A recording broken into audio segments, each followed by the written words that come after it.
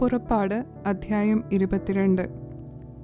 ഒരുത്തൻ ഒരു കാളയെയോ ഒരു ആടിനെയോ മോഷ്ടിച്ച് അറുക്കുകയാകട്ടെ വിൽക്കുകയാകട്ടെ ചെയ്താൽ അവൻ ഒരു കാളയ്ക്ക് 5 കാളയെയും ഒരാടിന് 4 ആടിനെയും പകരം കൊടുക്കണം. കള്ളൻ വീട് മുറിക്കുമ്പോൾ പിടിക്കപ്പെട്ടു അടികൊണ്ട് മരിച്ചുപോയാൽ അവനെ സംബന്ധിച്ച് രക്തപാതകം ഇല്ല. എന്നാൽ അത് നേരം വെളുത്ത ശേഷമാകുന്നു എങ്കിൽ രക്തപാതകം ഉണ്ട്. കള്ളൻ ശരിയായിട്ട് പ്രതിശാന്തി ചെയ്യണം. അവൻ വകയില്ലാത്തവനെങ്കിൽ തൻ്റെ മോഷണം നിമിത്തം അവനെ വിൽക്കണം. മോഷണ വസ്തുവായ കാളയെയോ കഴുതയെയോ ആടിനെയോ ജീവനോടെ അവൻ്റെ കൈവശം കണ്ടുപിടിച്ചാൽ അവൻ ഇരട്ടി പകരം കൊടുക്കണം. ഒരുത്തൻ ഒരു വയലോ മുന്തിരിത്തോട്ടമോ തീറ്റിക്കുകയാകട്ടെ തൻ്റെ കന്നുകാലിയെ അഴിച്ചുവിട്ട് അത് മറ്റൊരുത്തൻ്റെ വയലിൽ മേയുകയാകട്ടെ ചെയ്താൽ അവൻ തൻ്റെ വയലിലുള്ളതിൽ ഉത്തമമായതും തൻ്റെ മുന്തിരിത്തോട്ടത്തിലുള്ളതിൽ ഉത്തമമായതും പകരം കൊടുക്കണം. തീ വീണ് കാട് കത്തിയിട്ട് കറ്റക്കൂട്ടമോ വിളവോ നിലമോ വെന്തുപോയെങ്കിൽ തീ കത്തിച്ചവൻ പകരം കൊടുക്കണം.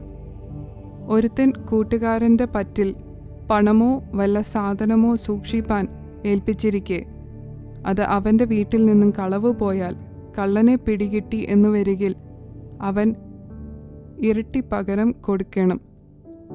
കള്ളനെ പിടികിട്ടാതിരുന്നാൽ ആ വീട്ടുകാരൻ കൂട്ടുകാരൻ്റെ വസ്തുവിന്മേൽ കൈവച്ചിട്ടുണ്ടോ എന്നറിവാൻ അവനെ ദൈവസന്നിധിയിൽ കൊണ്ടുപോകണം.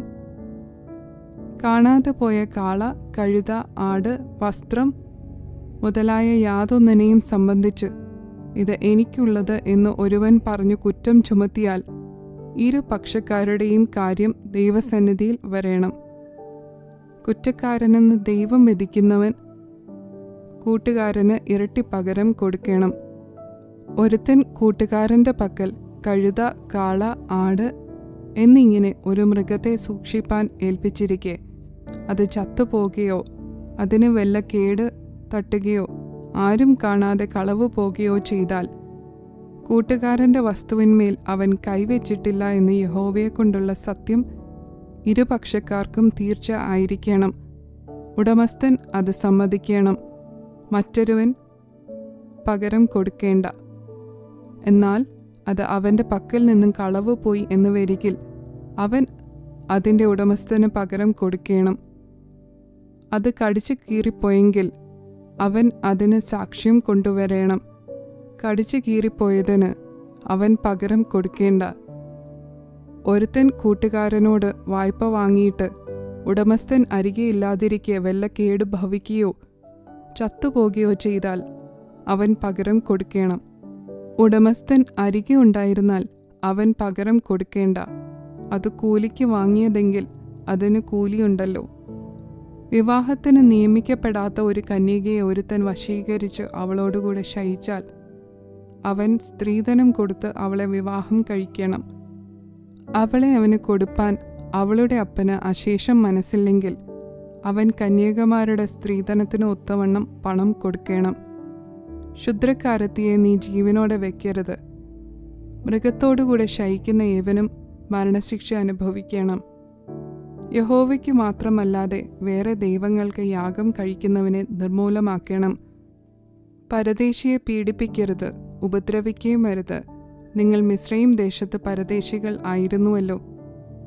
വിധവയെയും അനാഥനെയും നിങ്ങൾ ക്ലേശിപ്പിക്കരുത്.